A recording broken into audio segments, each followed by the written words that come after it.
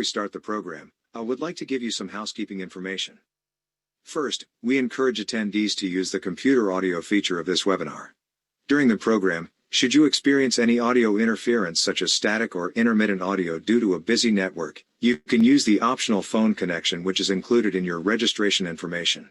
When using the phone for audio, mute the computer audio by clicking the speaker icon in the bottom right corner of the webinar slide player. Do not exit the webinar as your online attendance is being timed, and disconnecting from the webinar before the end of the program will prevent you from receiving CLE credit. Second, we will have a live Q&A session during the last 15 minutes of the program. You may submit questions anytime during the program using the Q&A function in the webinar interface.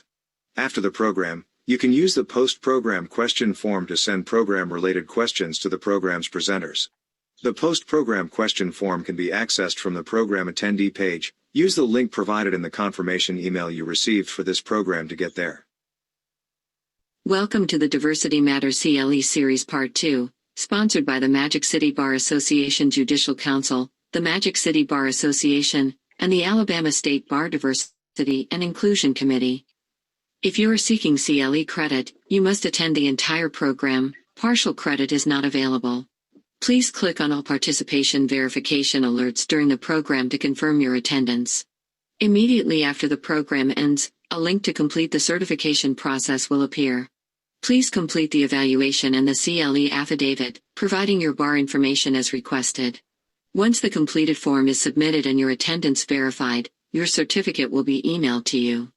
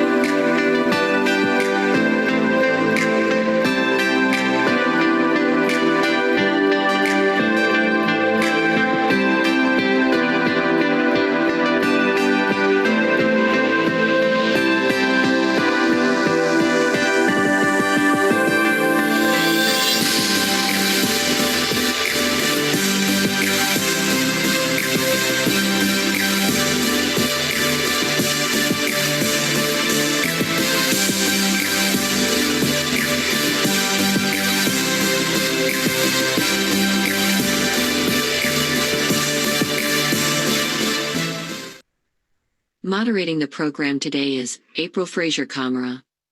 Ms. Kamara is the Director of Leadership and Professional Development at the National Legal Aid and Defender Association (NLADA).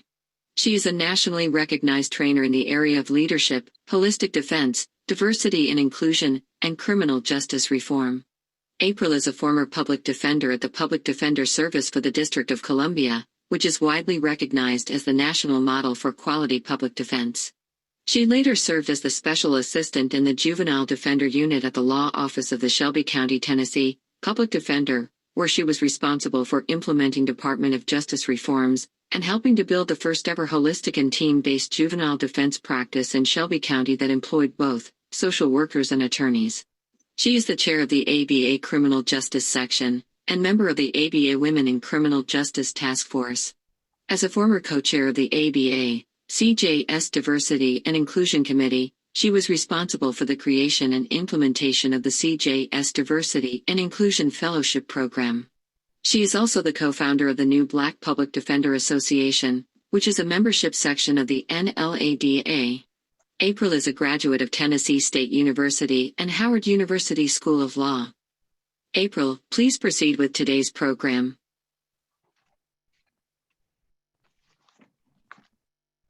Wow, thank you.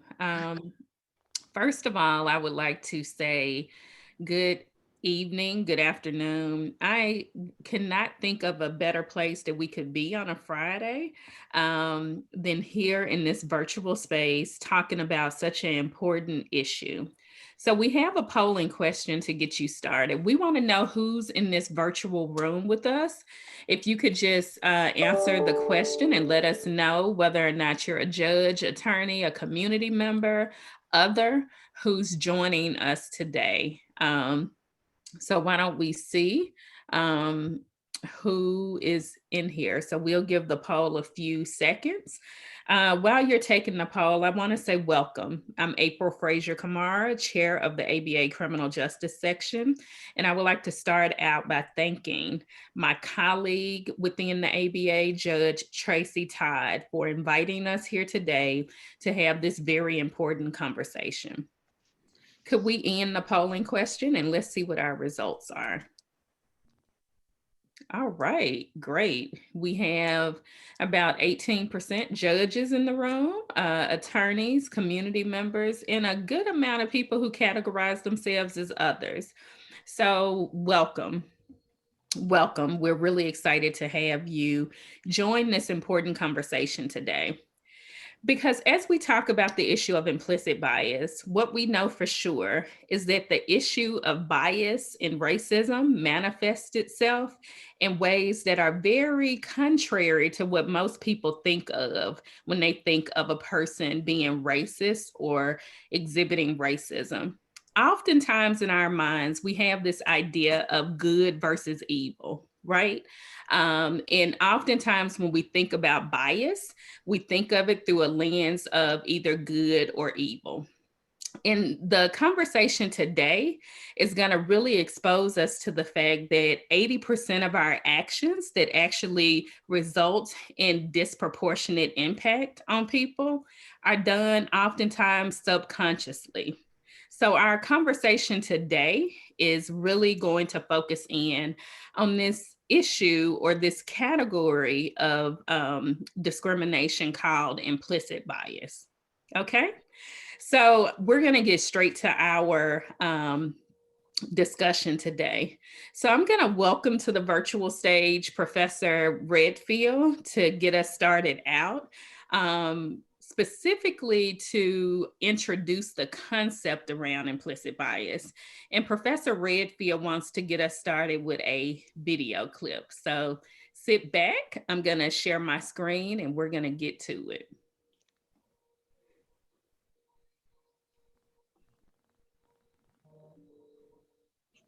Okay, just give me one second.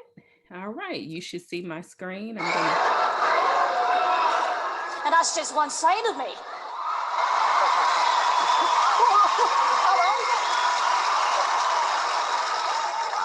Okay, what's the dream? I'm trying to be a professional singer. And why hasn't it worked out so far, Susan? I've never been given the chance before, but here's hoping it'll change.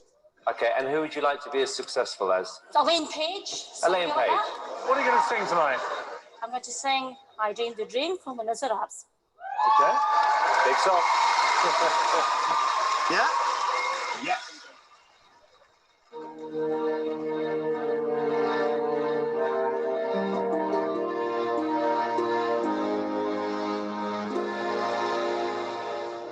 I dreamed a dream in time gone by.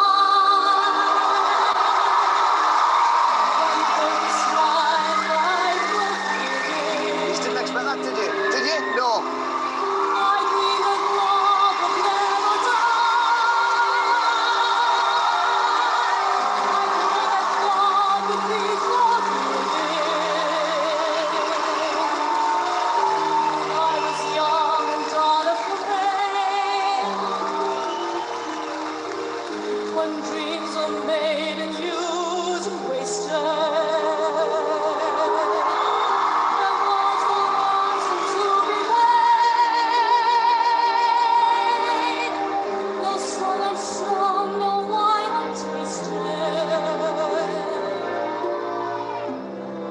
The time has come. If there lies a softest wonder,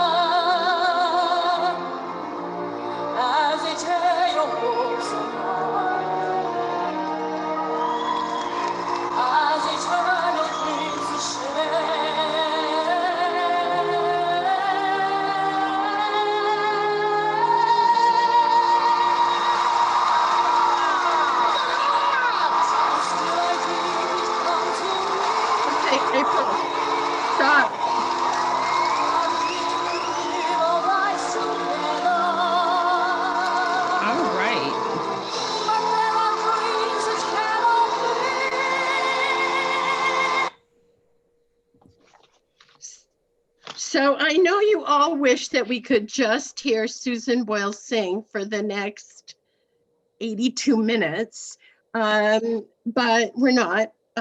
We are going to talk about what we saw in that video. So if we ask those judges, and I know they're not the kind of judges you all are, but still judges, if we'd asked them ahead of time if they judged all talent on their merit, they would have said yes. If we asked them if they were biased against frumpy women, they would have said no. If we asked them if they were biased against folks who had intellectual disabilities, they would have said no. But we saw their faces, right? So we saw those judges at the beginning, and then we saw them at the end, and we saw them change, right? We saw them smile. We saw one of their hands go up as she did a great job. So what were we seeing there? We weren't seeing explicit bias. We were seeing implicit bias. We were seeing people who expected to see something to have their bias confirmed, called confirmation bias. And then when they didn't, they were surprised. So Susan Boyle overcame their implicit bias, but such an extraordinary performance. And in most instances in our life, we're not going to be confronted with that kind of extraordinary performance.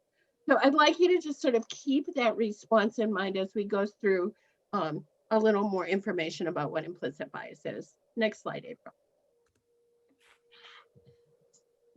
Yeah, so this is just pretty straightforward, not hard. Implicit bias, sometimes called system one thinking, is learned associations that affect what we understand. It's information absorbed from the world around us outside, pay attention, outside direct awareness and control. Explicit bias is exactly what we all know it to be. It's a deliberately generated action or decision, intentionally and verbally endorsed, directly experienced as our own. Next slide. So here's, if you don't pay any attention to anything else I say, I want you to pay attention to this slide. The identifying feature of implicit bias is that our past experience influences us and we don't know it. Introspectively, we don't know it. Next, just click April. Yeah. So what that means is we may possess associations which we actively and honestly disagree with. So explicitly, I am very quick to say, I am not biased against people with physical disabilities, and I really mean it. There's no doubt about it. I have a son with a disability. I mean it. But implicitly, my brain may easily be responding to someone I see with a disability without my knowledge.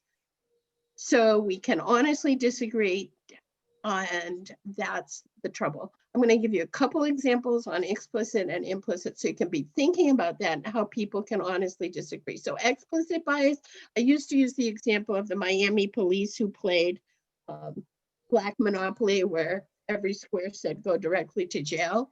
But this week I'm using the example of the New York court report, which found really terrible explicit bias among court officers calling a group of young folks and their lawyer the N-word. I mean, so really clearly explicit. Implicit, much more subtle. We don't know we're doing it. So there are a lot of these audit studies around that say, would you rather hire Emily or Greg or Jamal or Lakeisha? And guess what? Everybody's going to hire Emily and Greg at a huge disproportionate rate. That's implicit because those human resource folks are going to say, well, we want to have an equal opportunity, diverse workforce, but implicitly, the Black sounding names are going to require 8 times the qualifications to get an interview as the white sounding names. So that's the difference. And all of you, I can see your faces, I can see what you're thinking, but I'd like you to be thinking about situations that you've seen where that kind of behavior shows up. Next slide. So it's from this idea that we absorb this information, our implicit responses, click again, from the world around us, that we come to what I like to call the elephant in the room, because nobody really believes me when I say it. There's no blame. We're all human. We all have implicit biases. There's no blame in that. Nobody's going to call anybody a racist, a sexist, or any other kind of ist or phobe or any other thing because of their implicit biases. We all have them. I do, however, say there's blame if once you become aware, you don't try to interrupt them. April? So how do we know implicit bias exists? Keep going, please. Two ways. We know because there are manifestations that we just can't ignore, and we know because we learn to measure. And April talked about some of the manifestations at the beginning, and I am going to just mention one. Next slide.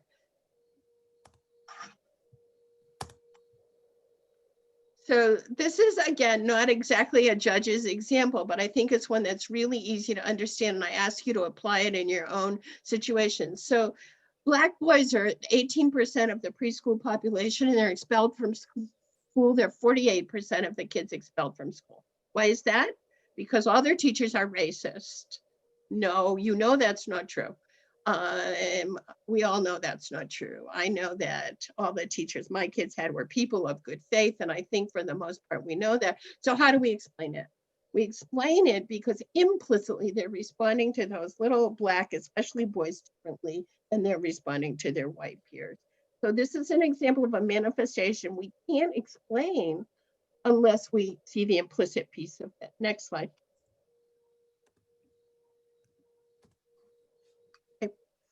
So manifestations, one way we know. The second way we know is we developed a new way to measure in the mid-90s. Two psychologists, Tony Greenwald at the University of Washington and Mazur and Banaji at Harvard, developed this test called the implicit association test.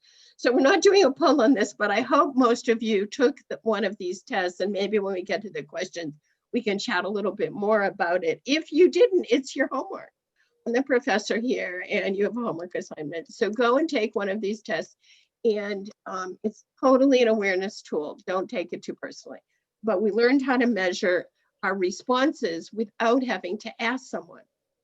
So that's how we got to know that implicit bias exists in the way we understand it today. Next slide. So, okay, wait. So I want to spend a back up.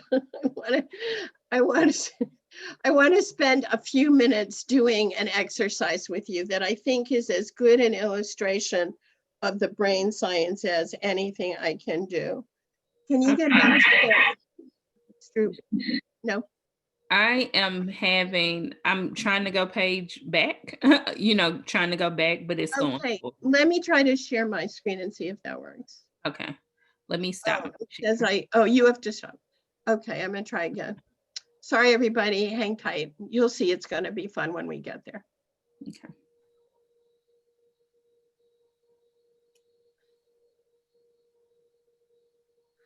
Okay, so this is an exercise that I want all of you to join in on. We will not be able to hear you, but I'm asking you to indulge me and try to do this exercise by speaking out loud, okay? So what your job is, your assignment is to state the colors you see, state the colors as fast as you can. And I'm gonna ask April and Kim and Tracy and Wei Ling to say it for us so we can at least hear some voices. Okay, state the colors, let's go. Red, blue, yellow, green, purple, red, blue, yellow, green, purple. Okay, keep going.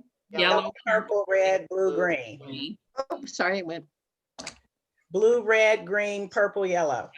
Okay, good job. Red, All right, blue, so yellow. I'm thinking you all did fairly well. After all, you're way past first grade. Now we're going to do it again. Everybody ready? Go. Red, blue, yellow, green, purple. Yellow, green, purple. Yellow, Okay. red, Yellow, red, green, purple, blue. Yep, good. blue, Blue, green, purple, red, yellow. Okay, so you're all doing great because you're way past first grade. You not only know your colors, you can read your colors. Okay, we're going to do it one more time. Everybody ready? What are you doing? Stating the colors as fast as you can. Go. Blue, yellow, red, green, purple, green. My Red, friends, you're red, slowing blue, down. purple, You're having a green, hard blue. time. Okay, what is happening here? Your I brain. want to talk My about what's brain is confused. your brain, exactly. Your brain is confused because since first grade, and probably for most of you, even before preschool or younger, you knew your colors and then you knew how to read these simple words, but your brain can only really do it this way, easily. This is the scheme in your brain to see red and read red. And when I asked you to do this, you had a much harder time, right? So now I've told you the trick. Okay, I've told your brain the trick. Now I'm telling you what you have to do is concentrate on the color. Are you ready? We're going to try it one more time. Go, blue. Blue, yellow, red, red, purple. Okay, guys. All purple. right. So even when I told you how to do it, when I told you how to interrupt the way your brain was working, you were having a hard time. And I show you this illustration to show you that what we're talking about here is not thinking like a lawyer. It's not what you learned in law school. It's how your brain is operating without your conscious control. And when you try to control it, it's hard for you when you try to interrupt it. So I want to just talk about what one little piece of science about this, and that's your brain is working with schema when it tells you those colors, right? When you can go really fast through that, your brain is working on schema. We have lots of schemas. We have a schema for a chair. You know to sit down when you see a chair. You don't have to think, oh, seat, back, leg. Oh yeah, sit down. No, you know that. We have schema for things like ordering in a restaurant, tying our shoes, but we also have schema for people. And here's where it becomes a little more difficult, right? We have schema for race, class, age, gender, height. And so when you saw my picture on this webinar, you made some judgments about me implicitly, whether you would say them consciously or articulate them or not. You were responding to what I look like, my age, my gender. I'm not standing up, but you would have been responding to my height. And the short version is we like those people with whom we share characteristics. And that's where we sometimes get in trouble. Some schema are good. We want to tie our shoes. Some schema are not. We draw guns and we shoot when we shouldn't. So we have this kind of mental activity going on here all the time. So now we're going to do one more poll question, please. So I have to stop sharing, right? Yes. Okay, I'm gone.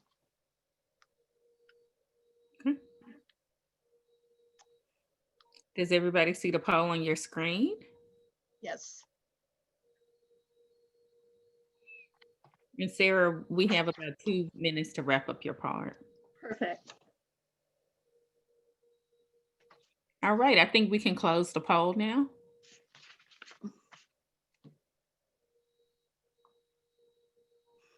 Right, let's see what our poll results were.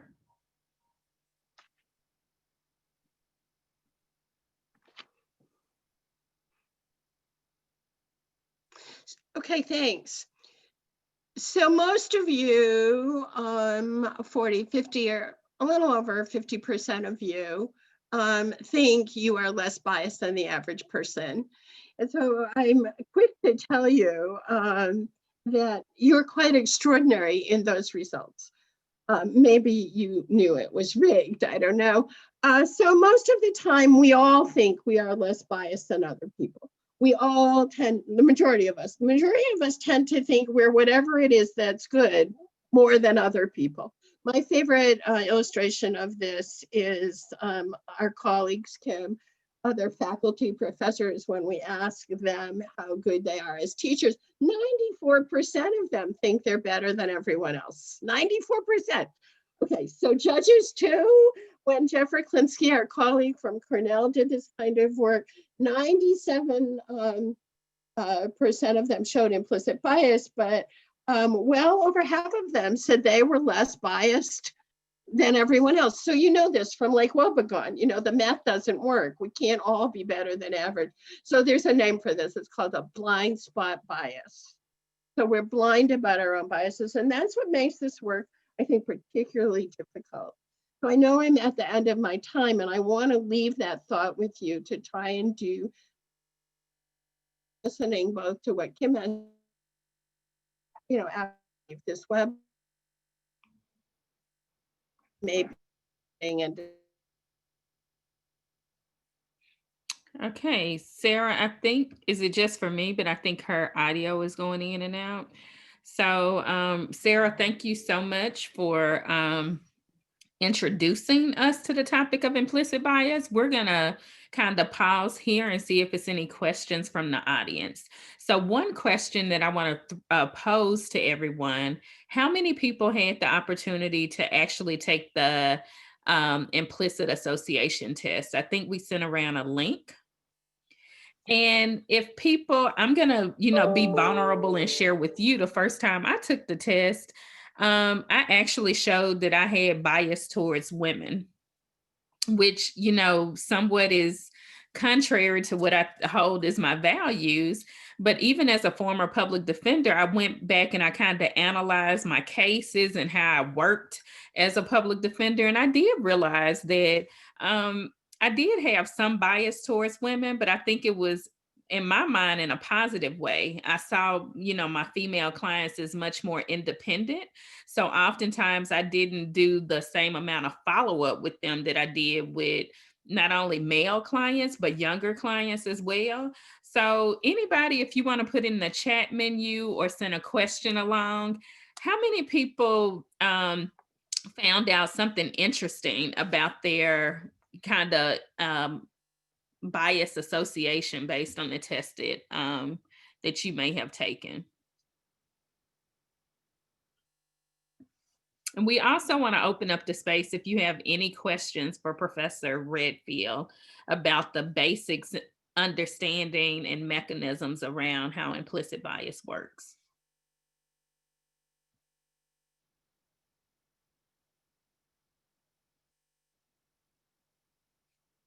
Okay. So you can enter your questions in the Q&A section, or you can just provide any comments that you want to provide in general in the chat menu.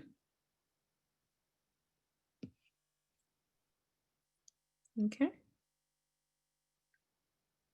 All right, so let's keep going. Professor Norwood, we're going to turn to you to walk us through the next part of the presentation. There's a hand raised. Okay, some people are saying they didn't receive the link. So the really good news is that we're going to send a follow-up email with not only the link to the implicit association test, but other resources. So Professor Norwood, I'm going to bring you onto the stage, but also invite people, if you have any questions, you can enter those into the menu. One question that we have, which is interesting, let's let Professor Redfield answer this. Are all implicit biases considered bad? Absolutely not. Absolutely not. I'm very fond of saying that I am explicitly and implicitly always biased toward Maine wild blueberry pie. And that means if you and I are in the same lunch line, I am going to get that pie first, because my brain is going to be reaching out for that pie way before the rest of you. Okay, so no big harm, right? You probably got squash pie. Maybe you like it. All of our biases are not bad. All of our implicit biases are not bad. One of the things I wanted to tell you about schema is we have to have them. Our brains receive 11 million bits of information a second, and we consciously process only 40. So our implicit responses are necessary for us to survive in the world, to categorize and survive. So it's incumbent on us to think about, well, when would they be bad? What situations might this kind of bias arise in that would be bad? And the Stroop test was kind of fun, and Susan Boyle was kind of fun. But when you're making a decision to send a kid, to expel a kid, when you're making any of the decisions you all make, those are serious decisions. And that's when you want to be really sure that the implicit biases against people or groups are not at play. Yeah. And actually, Professor Redfield, the question came in to me, like, once I found out I had implicit bias towards women, what did I do? You will hear a little bit about it, but I slowed down. I realized that that was an issue for me. So I paid very close attention to the amount of time I was spending on my female client cases to make sure I was providing to them the support and the services in a similar way. So once you recognize it, you can employ a series of kind of strategies to check yourself and to make sure that you're not causing harm based on that bias.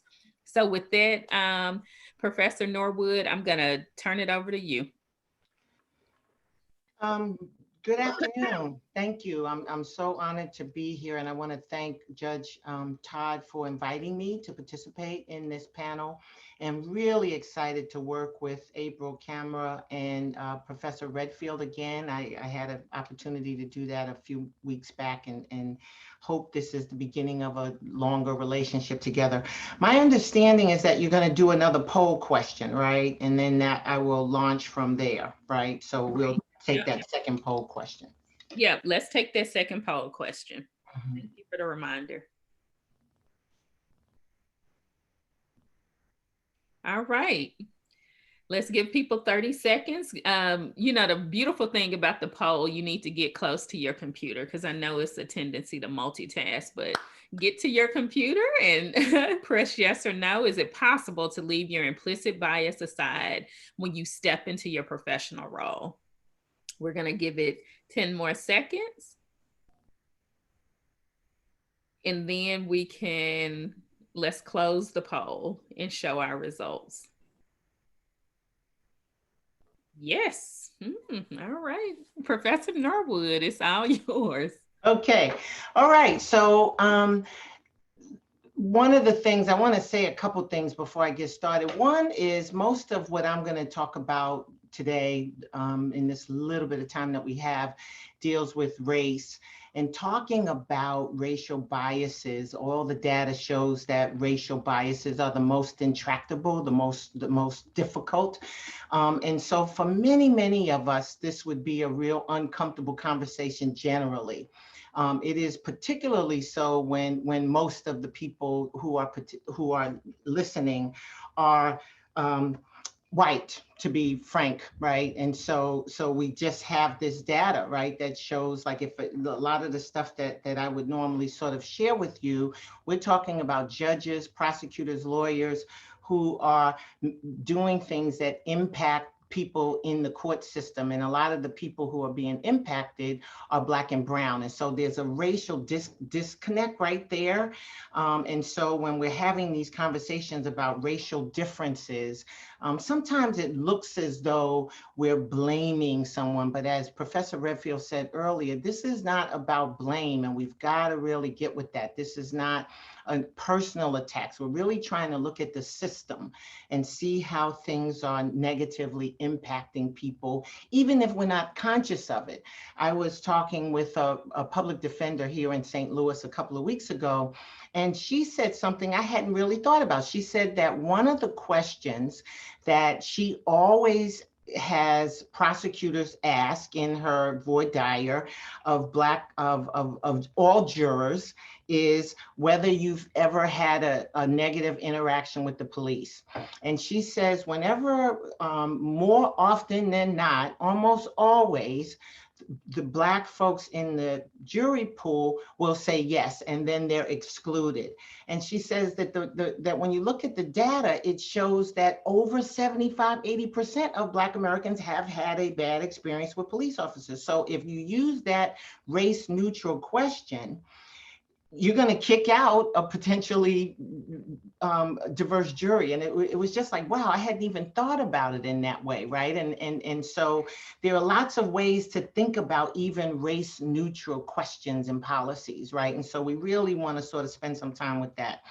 We are doing a drop in the bucket. There is 90 minutes is not even a scratch on the tip. And so I just really want to remind you all about that and hope that you really do sort of roll up your sleeves and decide, yeah, I really want to struggle with this and work through this.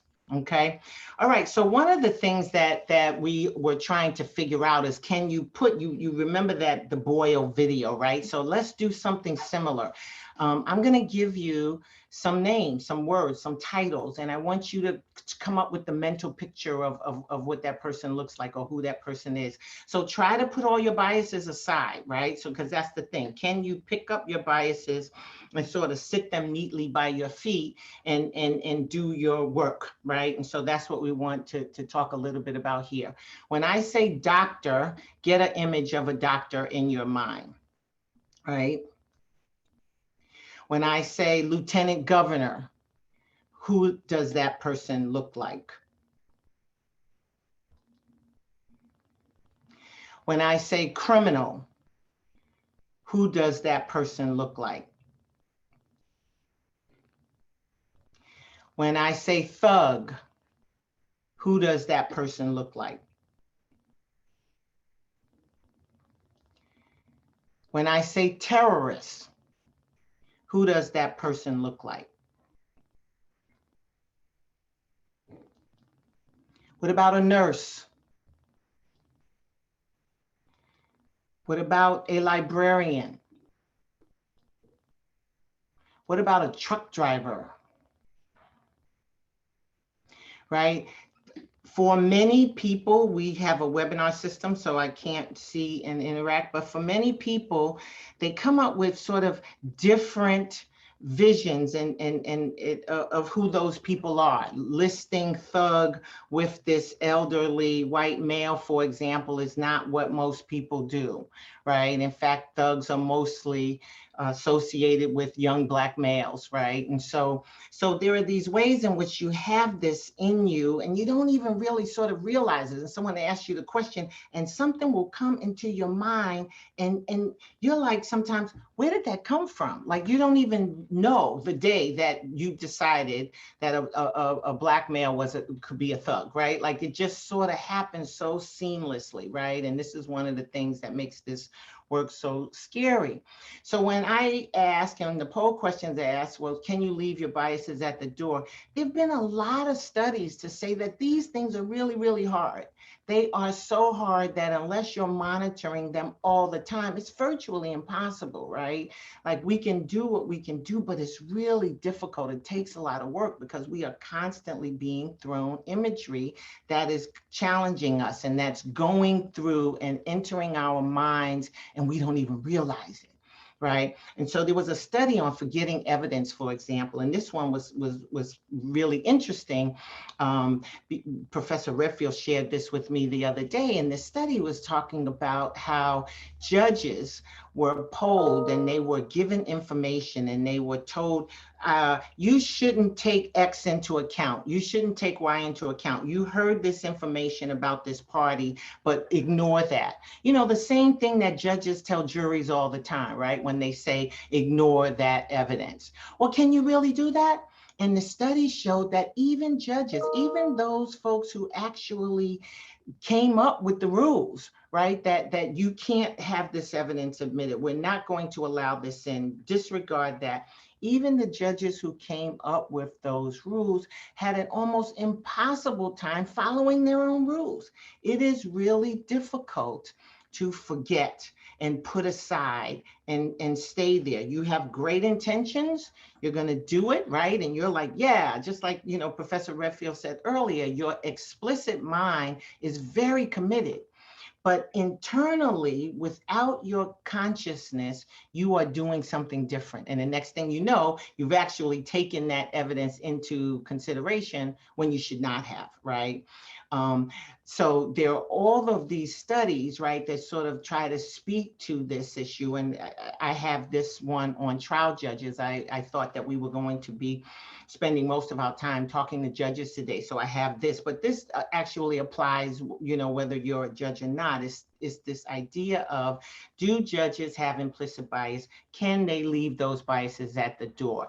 And when the study says you know, there's some evidence that you can do that, but it's really, really difficult, right? Not only are we all infected and affected by these things, but the amount of consciousness that it requires on a minute basis to constantly deal with this stuff is really very difficult. It takes a lot of energy and a lot of time, right? And so this is hard, right? I always refer to it as rocket science. And so we all are works in progress when it comes to this, right? So I want to share some information with you about this one judge who came to this. And again, this was sort of based on this idea that I was going to be talking to lots of judges, but we can use this for all of us. I used to be I was on a commission with the ABA back in 2015, and we put together a series of videos and toolkits dealing with implicit biases. And one of the videos that we put together was a video on bias on the bench. And it dealt with us interviewing judges, and all of those judges saying, I don't have any bias. I'm a judge. When I go on the bench, I know how to put my biases on the side. And then as we interviewed and talked with these judges, and they had to go back and look at their history and study, they were like, yeah, I thought I could do that, but apparently I was mistaken. And so Judge Mark Bennett is one of those, is that example that I want to share with you here, because he does something similar to what Sarah had mentioned earlier.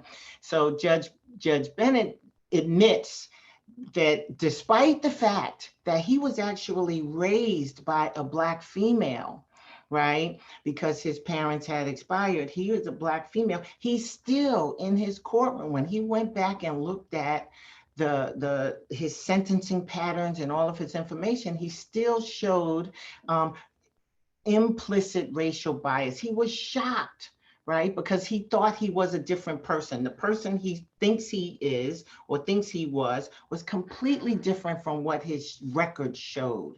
And so then he had to grapple with that. And he talks about taking the implicit bias test over and over again because it had to be wrong, right? And he eventually decides, okay, I'm gonna roll up my sleeves and look at this. And he participated in this video with us. And now he's convinced that yes, implicit biases are real, that he has them. He believes all judges have them. And he's embarked on this almost second career of trying to get judges to understand that not we, I'm not a judge, but that they all have these biases and what we can do, right? And so he lectures on bias. He writes, he's got law review articles that he's written in this area. He has some phenomenal jury instructions and pledges that he gives to his jurors. And he asks them to even sign a certification that they're going to consciously try to combat gut feeling, stereotypes, and all of these other things. And the other thing that he does that I want to pick up on what Professor Redfield said a little while ago is he did this study. It was sort of like just a little sort of quick test of a group of judges that he was meeting with one time. And he asked these judges to rate their ability to avoid racial prejudice in decision-making as compared to the other judges in the room. So I don't know, I think it was like 200 or something judges in the room. He asked them to, based on what you're seeing here, right? Where are you at on this? Are you above average or not? And we see something almost identical, right, to what Professor Redfield shared. 97% of the judges in the room said they were in the top half. And that's kind of impossible. Right? Not kind of, it is impossible, right? And so the thing is really wherever you are, your biases are. Biases are in us. It is a part of our DNA, as Professor Redfield mentioned earlier. I mean, we can't survive without biases. There are biases that are actually life-saving, right? We've got to be able in lots of situations to make decisions really, really quickly. What this work is about is sometimes those really, really quick decisions are wrong and they can be harmful and they can hurt people, right? And so that's the difference here, right? But these biases are with you all the time. They're in society, right?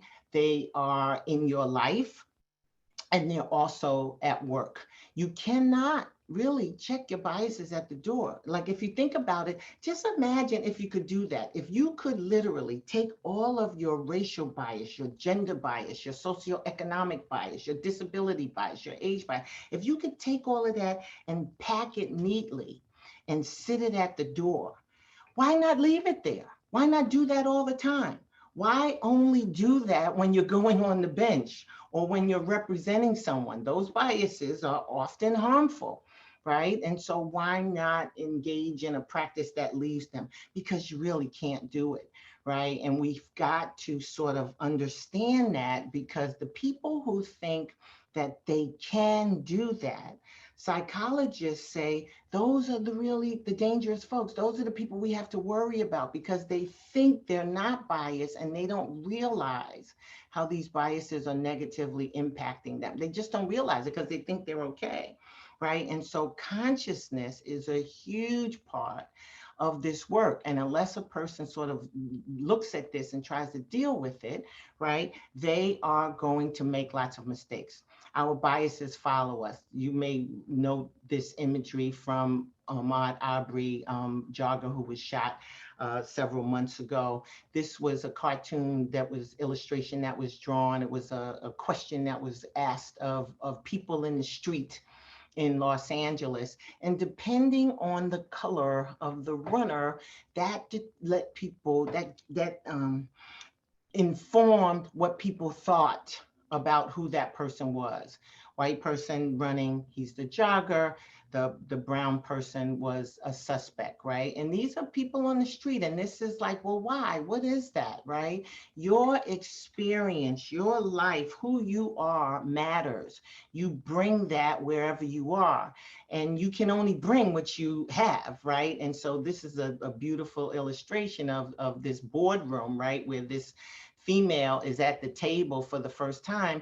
And she says, you know, I think there's some gender issues here. And people are looking at her like, wait, well, we don't have a gender problem. What are you talking about, right? But that's not in their bailiwick, right? That's not in their toolkit. They don't understand that because it's outside of their experience. They need the diversity. They need the different perspective. They need the other to help show what they don't realize, right? And so this becomes really important.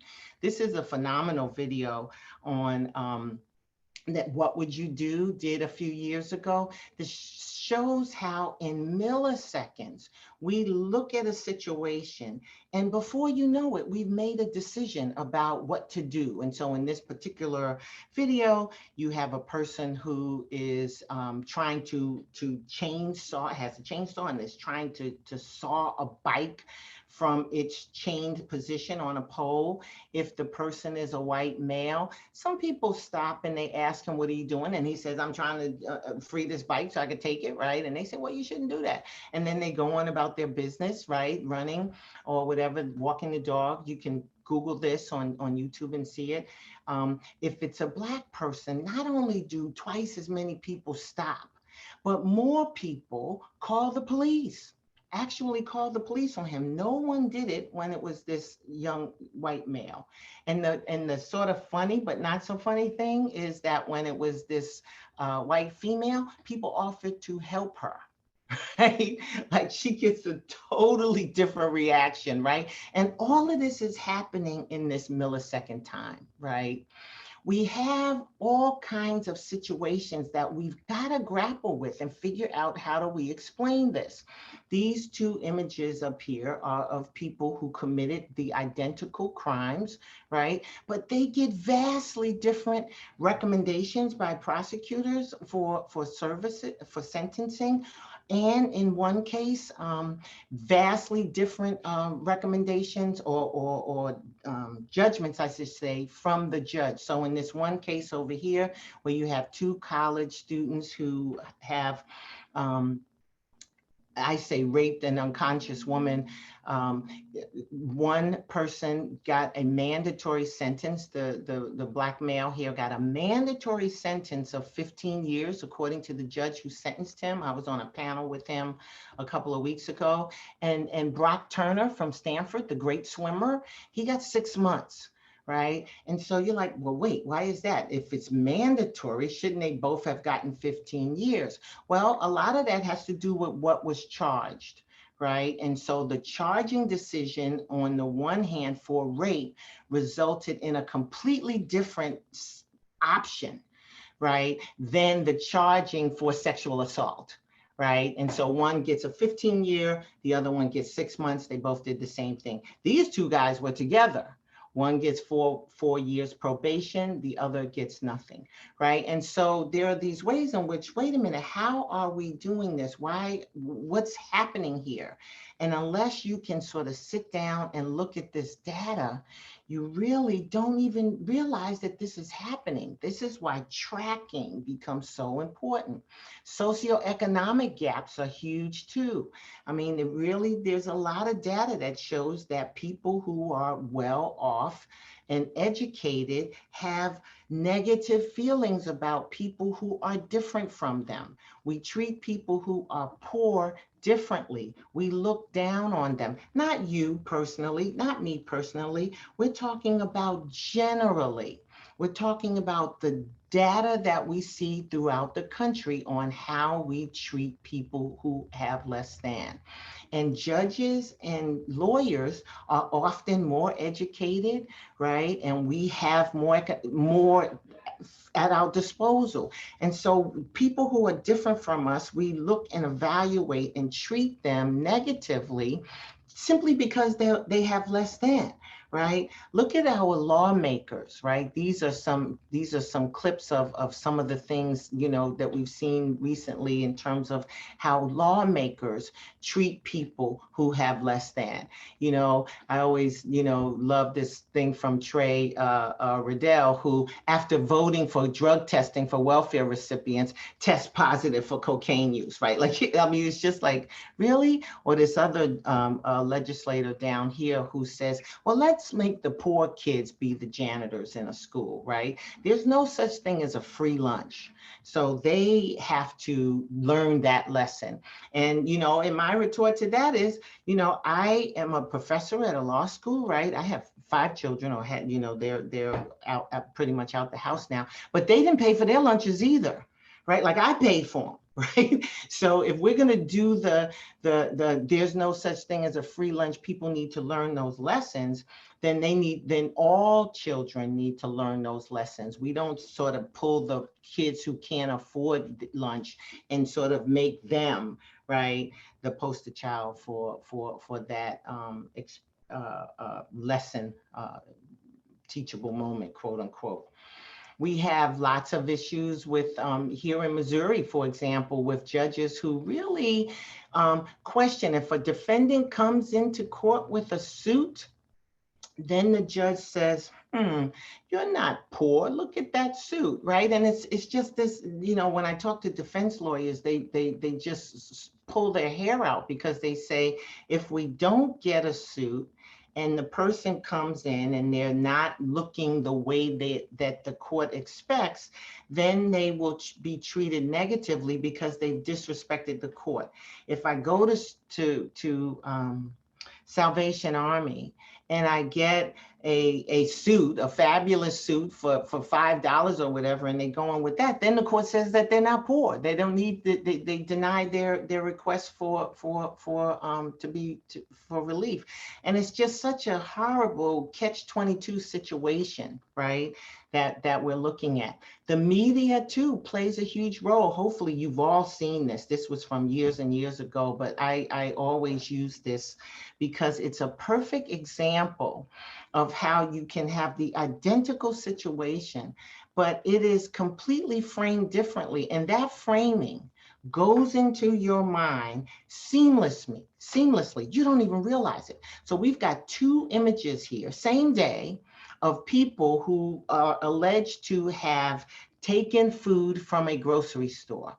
And we can sort of assume that the cashier was not in the store checking people out, right? Because like the water's waist high, right? And so these folks went into these stores and they filled their bags with food, right? This young man here is identified as a looter. These people here are given 2 bites at the apple. One, they're called residents, right? And that sort of is different from a non-resident, right? And the other thing is that they're not called looters. Here we say that they found food, right?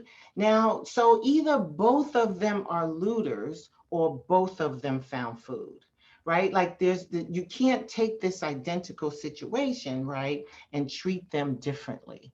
So this is the issue that we've got to grapple with. How is it that, you know, we do this, identical situations, treat them differently. And then as you read that, right, who's the looter? The next time you think of a looter, you're going to think of a brown person.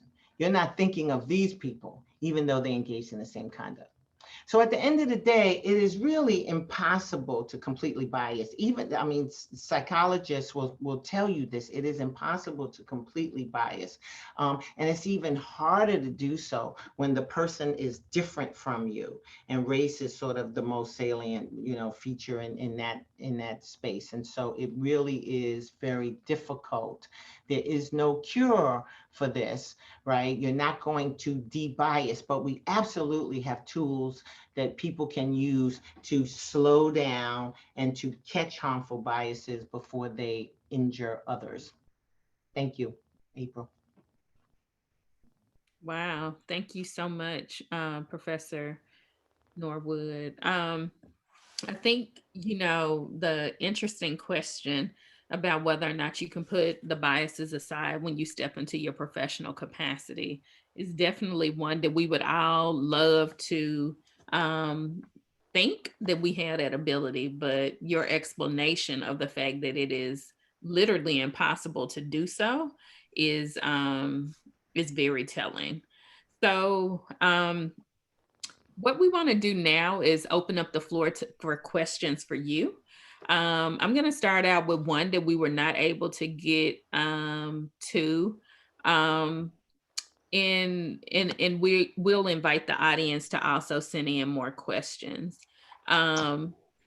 This is about strategies. Since it's difficult or impossible to leave your biases at the door, what are some of the strategies to better recognize them and address them properly? Yeah. So, you know, we're going to talk about strategies when we finish at the end. So could we come back to that one? Sure, sure. Yeah, because we still have some more work to do. And then we figure maybe, you know, we spend sort of the last 10 minutes or so talking about strategies. Okay. Mhm. I want to see if anyone in our audience has any questions about your presentation or any comments. And we wanted to make sure we made time for that. Okay. So if you have any questions specifically for Professor Norwood, feel free to put it in the Q&A function or even in the chat menu. I will take a look at both. But in the meantime, while we're waiting for those questions to come in, why don't we go to our next polling question? Right. Okay, can we put up the next poll, please? All right. So this is a question about diversity. How diverse is your courtroom, court or policymaking committees or working groups? And this can apply to all attorneys, community advocates.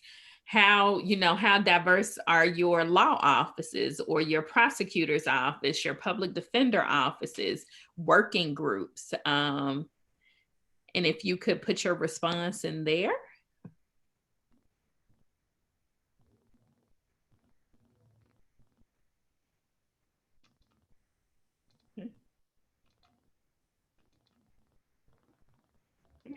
Let's give people a few more seconds. And then Professor Norwood, I have a question that I'm going to pitch to you. All right, we can close out the poll. Okay. All right, we see people in the middle, somewhat diverse. We only see 16% saying very diverse. And, you know, an honest 19% saying not diverse at all. So thank you all. Thank you for your feedback on that. One question for you, Professor Norwood, is it possible for judges to have biases against other colleagues? Like, can you talk a little bit about bias among, you know, your own professional colleague group? Yeah, so biases are, as we move through society, we are constantly being sent messages about who people are and how they fit. And so we get a ton of negative imagery about Black people, for example. And so people have those. One example I like to use all the time, and I don't have this slide with me, unfortunately, but it's the slide that speaks to marijuana drug use, right? And so the marijuana drug use data shows that marijuana drug use among Black and white populations are virtually identical. But if you look at the arrest data, it is night and day.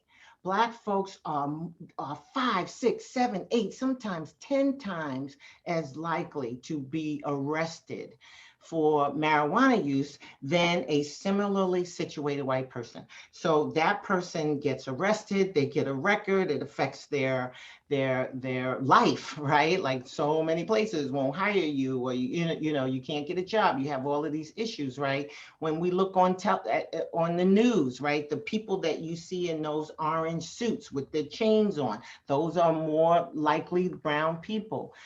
Good friend of mine was a prosecutor in the DC area, and she talked all the time about how her criminal defendants in DC were always Black on drug use. Once in a while, there would be a white defendant. And she said she lives in the Georgetown area, and white folks are doing drugs in Georgetown like crazy, right? But who is the person that you see on television? What is that implicit message, right? So we all get these negative messages. And it doesn't matter whether, even if it's another judge, we have, who are your friends? Who do you like? Who do you hang out with?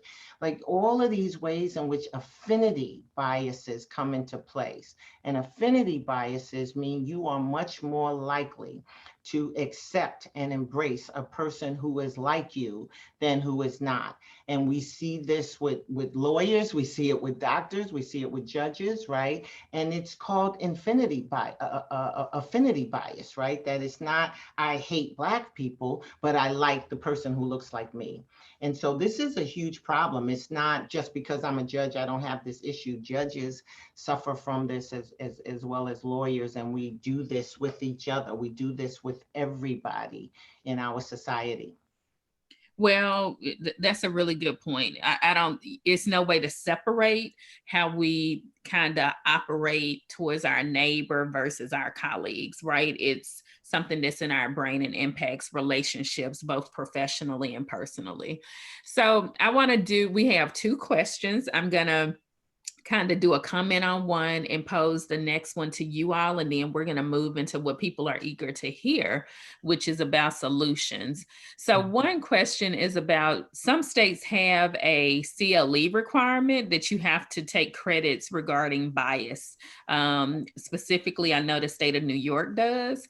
And it's a question. Alabama does not. Should it be a requirement for all states? And I would recommend to you all, from the standpoint of the American Bar Association, what we find to be true is when a practice is institutionalized and it becomes a way, the norm in how we do business and how we operate as a profession, you're more likely to have movement in the area. So the CLE requirement is a great way of institutionalizing the practice to have us to have a discussion about the issue because it impacts us as a profession. And now I'm going to go on to the question. This is specifically about the pandemic that we're dealing with right now, and whether or not what impact is implicit bias having on women who are expected to not only work from home, but also homeschool children at the same time. So I want the question answered because this is impacting me. What role is implicit bias playing in this expectation that we can work and we can homeschool kids and it's not causing harm? You know, that question is so important. It just blows my mind how much dysfunction the pandemic has revealed about our society. I mean, it is just amazing. And that is one example.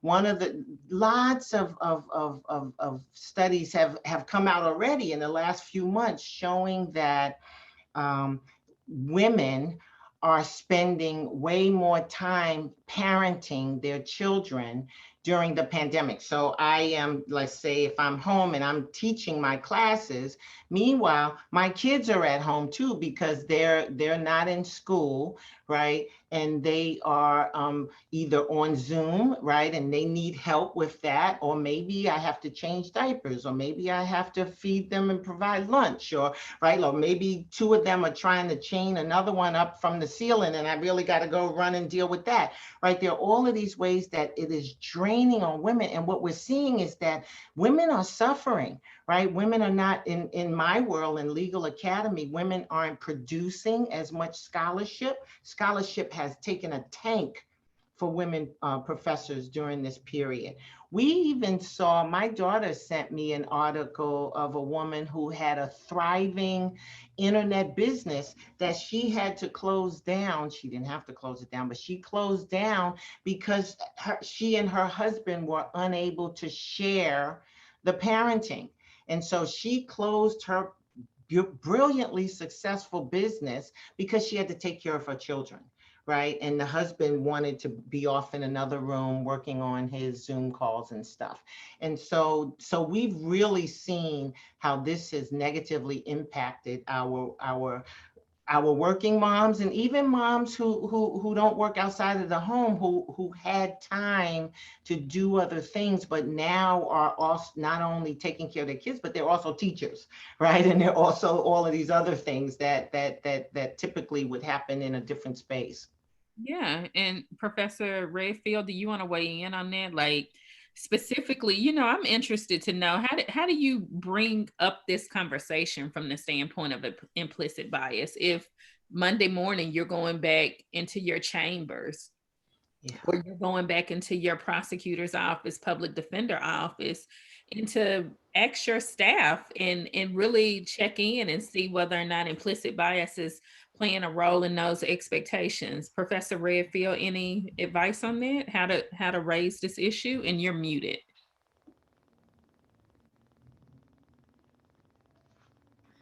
Yeah, I think that I've been trying to follow the questions in the chat as well, and everyone's asking pretty much the same question about strategies. And April, you're asking it from a different slant. And I think we all have to do our best to become aware of how these manifestations play out, how the disproportionalities play out. And then we have to create a vocabulary that can become a norm. So instead, and expectations, the word expectations is really critical here. And it's really critical throughout the whole discussion of implicit bias. Why do we have certain expectations that women will be the caregivers or will carry the majority of the caregiving? I remember when I would be at a faculty meeting when I had young children and I would leave early. Everyone would say, "Oh, she just can't manage her kids," or something similar negative, right? I had a great male colleague whose daughter was the same age as my little son, and when Dane left to pick up Catherine, everyone said, "Oh, what a great father he is." So that level of response is really embedded in our consciousness, and the first step has to be to name it, to learn the vocabulary, to name that, and then share the vocabulary so that we can all call each other on it when we hear things like that. So I think that's the first step. You got to say it out loud. Yeah.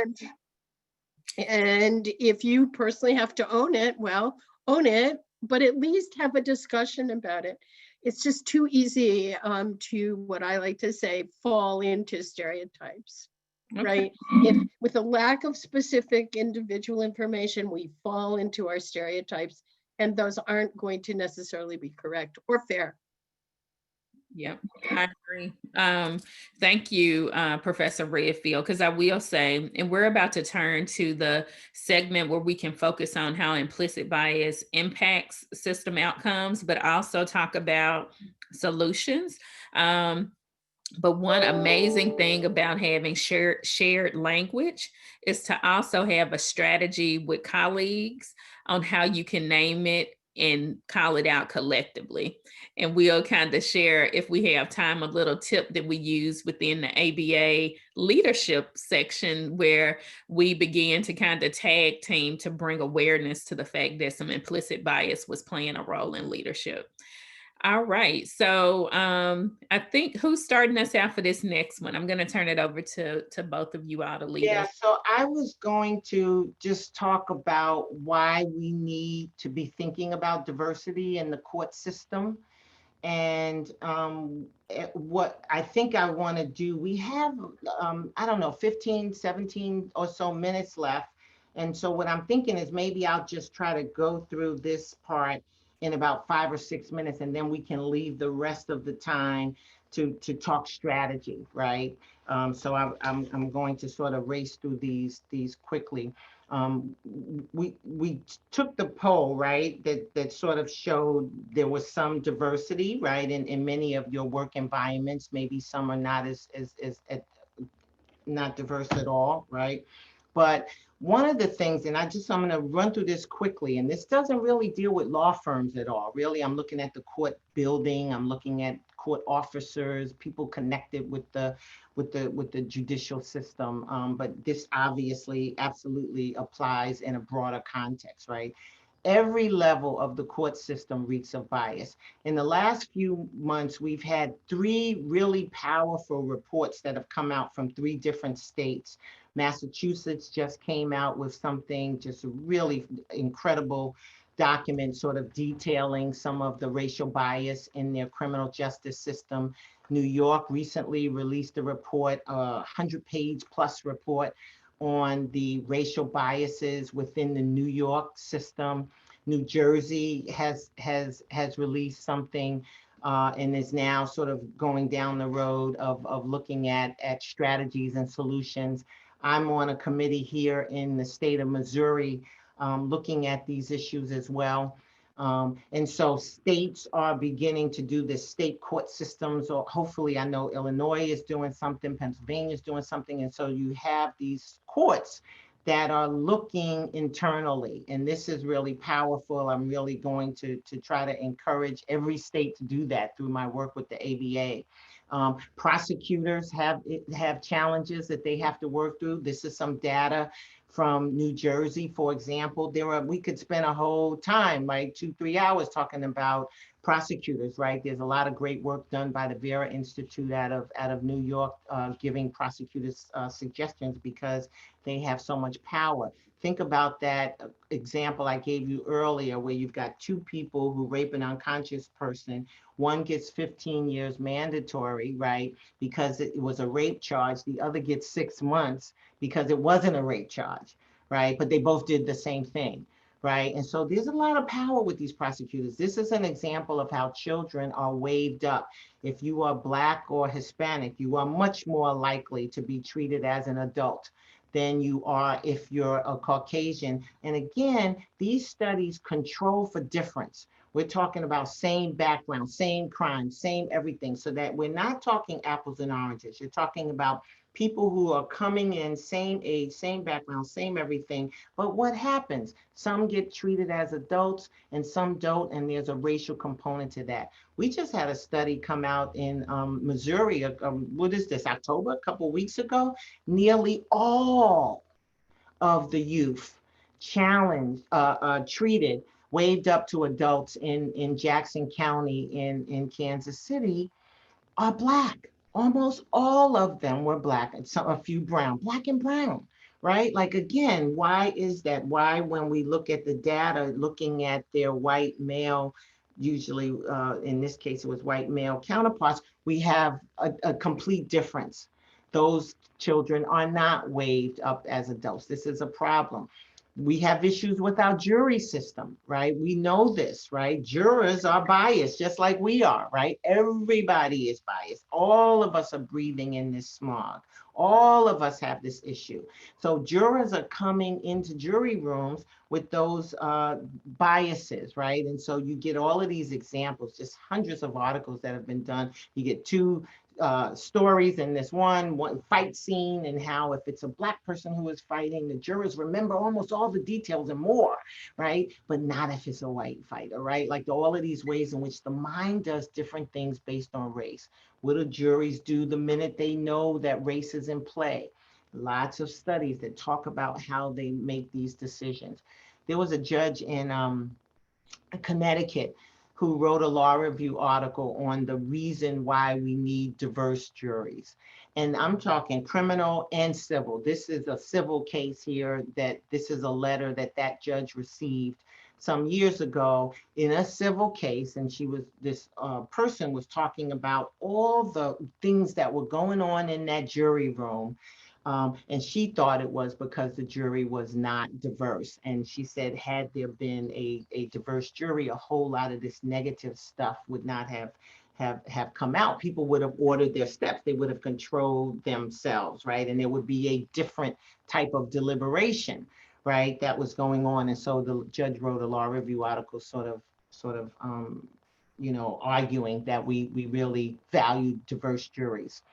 This report out of New York. I mean, if you just look at the New York Times article that came out a couple of weeks ago, or 3 days ago, right, or 4 days ago, you're looking at court employees, right, who are saying really horrible things about the people that they are working with.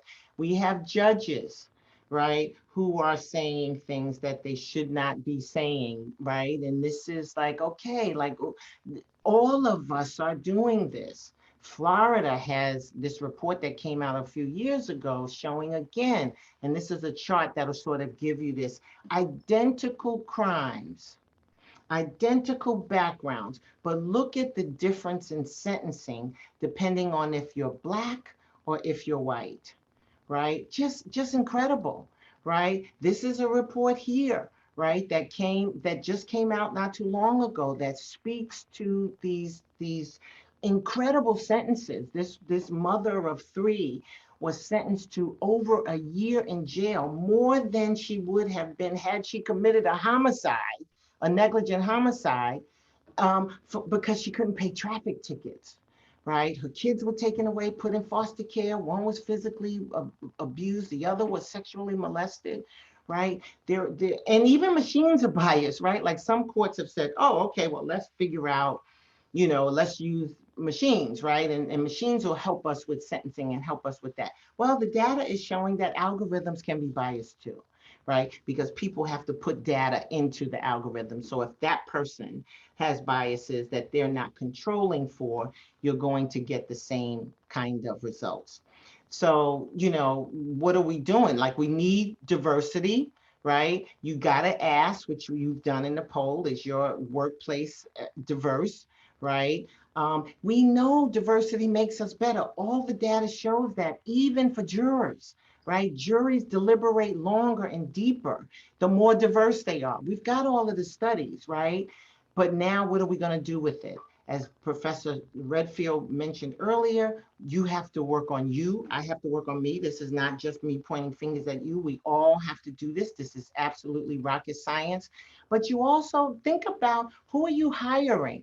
Right? You look at the Supreme Court clerks over the years, right? Like who are you hiring? I don't know if any of you are hiring law clerks, right? Excellent articles on how, again, we gravitate towards people like us. Who are you hiring? Look at your deputies, look at your court reporters, look at your secretaries, right? What experts do you hire in your cases? Do you have diversity? Do you seek diversity? Right? What about suppliers, right? Diversity in your suppliers, right? You have to be thinking about this in every level. Who are your friends? Affinity bias is important. What are the courtroom rules and policies? In the Ferguson area up the street from where I live, there used to be a rule that said you couldn't bring kids to court with you. that negatively impacted a whole lot of people who didn't have money to pay for babysitting, right? And if those people left their kids in the car while they were in dealing with their particular situation, those kids were taken away. Criminal child neglect, right? Like, we have these rules sometimes that just don't make sense, right? We're so penal, right?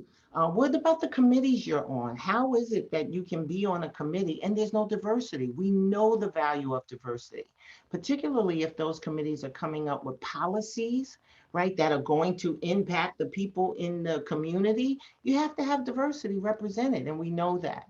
So diversity matters, and the question is, how are you going to make it happen? So anyway, I'm going to stop talking now and let Professor Redfield share with us some strategies. But again, I want to remind you, this is a drop in a bucket. Even when Professor Redfield talks about strategies, we're not going to solve everything here.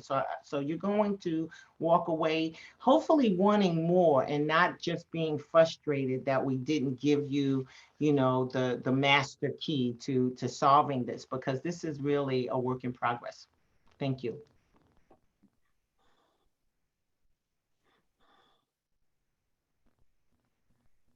All right, Professor Norwood, thank you so much. Professor Redfield, are you going to share your screen, or? Sure, I can. I can, if you want. If you would, it's just my last slide, the one with all the boxes. Yep, I can pull it up for you, no problem. Great, thank you. You can go ahead and begin talking, and I can get it on the screen for you. Sure. So I want to repeat what both April and Kim have said about the drop in the bucket part. So this was a great 1.5 hour presentation, and I want to join with them also in thanking Judge Todd in helping this come together, for helping this come together. But that's what it was. It was a presentation, and we had a little bit of fun, and we certainly looked at some evidence of difficulties in our system and reasons why we should be paying attention to it. But it wasn't designed, nor could it in this amount of time, to be training and to provide the tools for interrupting bias that we all want to have. So I urge you to think about having another session, but I also want to spend a few minutes giving you a few ideas that you can take away with you. But I ask that you realize it's just a few quick ideas to get us all started. So let me start with this. I think the most important thing to do first for everyone is to think about your situation and your work and the points that are really key for you to focus on. Doing this kind of work is what the psychologists call cognitively tiring. It takes energy. When I had you do the Stroop test, it took you more mental energy to do the test when the words were in a different color than the written word. That's because your brain had to slow down and look at it explicitly, couldn't slip into its implicit response. So this takes energy. When we're talking about using some of these techniques with people who are not in our own in-groups, affinity bias, as we've called it before, that takes a lot of energy. So you can't just say, okay, I'm going to go do implicit bias work now for every decision you have to make. So the first thing I ask people or suggest people do is figure out for them in their practice, in their world, what are the most important places where I think there might be implicit bias, and focus on those first. So make your list before you start thinking too much about what your strategies are going to be. So here's my grid, and I'm going to share with everyone a written version of 10 strategies as a way you can think about it. But I'm going to talk about just a couple here for a couple of minutes. Today you became aware. Good, check number one. Only kidding, right? Today you became aware, but we're not ready to be checking anything off yet. This is a long-term engagement to interrupt implicit bias. And before I go on, let me say this. I do not say de-bias. I say interrupt bias, because you can't take away our continued exposure to the things that contribute to our implicit bias. We go on living in the world. So what we're trying to do is say, I recognize this bias, I want to interrupt it. And here's a strategy for interrupting it. So I'm assuming, since you all came to this presentation, that you're already motivated to try to do something to understand and interrupt implicit bias. I have as number 3, be trained, and I'm reminding you this isn't training. But now I want to talk about some things that you can do. So the very first one that's really easy, I have as number 7 here, attend to your environment and messaging. So look around you and see what pictures are on your walls, see what posters you have, see how you answer the phone, see how you address people. Do you address all people the same way, by their title, or do you address some people by their first names and other people by professor or doctor? What is it in the way your environment operates that might be reflecting implicit bias? So go change your pictures. That's one of the first things I did when I got interested in this work. I changed the pictures I had in my office. I personally went to all neutral landscapes, right? But you don't necessarily need to do that. Maybe you want to be sending a particular message with your environment, but think it through. And that's an easy one. You can go do it this afternoon. Of course, now nobody goes to offices, so that's not quite as good a tip as it was before. But it's also your messaging, and the cartoon that Kim showed of the folks asking the one woman present. Think about the way you are messaging people, what people you are allowing to speak, how you run your meetings. There's another cartoon of a board meeting where there's one woman present and the chairman of the board is saying, well, thank you, Ms. Triggs, we'll wait for one of the men to have that idea. So this is another one that you can be watchful for. There's lots of research about how women are more interrupted than men, how people of color are more interrupted, all those things, including on the Supreme Court, mind you, they're interrupted more. So these are things that you can pay attention to and you can put a stop to. Those are called micro messaging. And one other sort of quick tip is watch your micro messaging. And I think I have 1 more minute, so I'm going to just mention the next one, my number 8, individuate. So instead of letting yourself fall into a stereotype, take the time to individualize the person you're dealing with. And some of the research says it can be as simple as asking them if they like broccoli. You know, this doesn't have to be a heart-to-heart, soul-wrenching individual experience. It's just enough to break the stereotype that's running implicitly in your brain to let you focus on that person as an individual. So you can see there are a lot more things to talk about here. So I hope that Judge Todd organizes another session for us, or that you all engage in some more training on the strategies. So we're gonna be true and keep everybody on schedule and get out of here in a minute. But if everybody could just join me, you can put it in the chat menu. Let's give our thanks to Professor Sarah Redfield and Professor Kimberly Norwood. You all have been amazing. While you have highlighted the fact that this is just the initial first step, I do want to leave the group with a very individual charge to really ask each of you to engage in your own personal journey towards not just implicit bias, but anti-racism. And I really want to note, as we walk away from this and as we deal with these very difficult issues of race in our society, that you have to own it as your own personal journey. What we don't want you to do is go back to your office and ask a Black colleague or a person with a disability or someone from the LBGT community to ask them to explain to you what the issues are. I want to end by highlighting the fact that you have a personal responsibility to gain knowledge and awareness around these issues. And as you embark on the journey, we would direct you to the resources available from the American Bar Association. It's a whole page, which we'll give you a link to, around racial justice toolkits and resources, implicit bias videos that Professor Norwood has developed and others, a book by Professor Sarah Redfield and Judge Bernice Donald. It's tons of resources out there, but you have to commit to it being a personal journey. And this is the amazing thing I want to share with each of you all. It's a journey that will never end, because our evolution around dealing with issues of race and implicit bias is one that is innate in our human experience. And all we can do is seek to progress, to have progress versus perfection. So it's not about you being perfect, but it is about you making progress.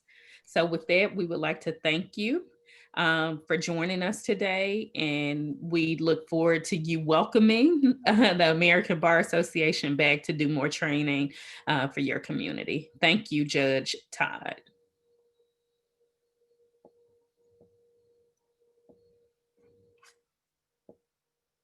To our presenters for this program, Mrs. April Fraser Camara, Professors Norwood and Redfield, thank you so much for sharing your expertise with us. On behalf of the Magic City Bar Association Judicial Council, thank you for joining us. Special thanks to the Magic City Bar Association and the Alabama State Bar Diversity and Inclusion Committee. Before leaving, wait for the evaluation to come up on your screen. Thank you again for joining us for Part 2 of the Diversity Matters CLE series. Join us Monday, November 9, 2020 at 12 p.m. Central Time for Part 3, The Importance of Diversity in the Leadership of the Bench and Bar. You can register using the link posted in chat. Your participation in the Diversity Matters CLE series educates the bench, bar, and community on the necessity of diversity, equity, and inclusion in the justice system. For those of you who want CLE credit, please click on the link that will appear once the webinar has ended. This will open the program evaluation. After you submit the evaluation, the attendance confirmation form and request for CLE credit will appear. Please complete the information requested on the form and submit. Your information will be verified, and if your attendance meets all the requirements for CLE credit, your certificate will be emailed to you. Please enjoy the rest of your day.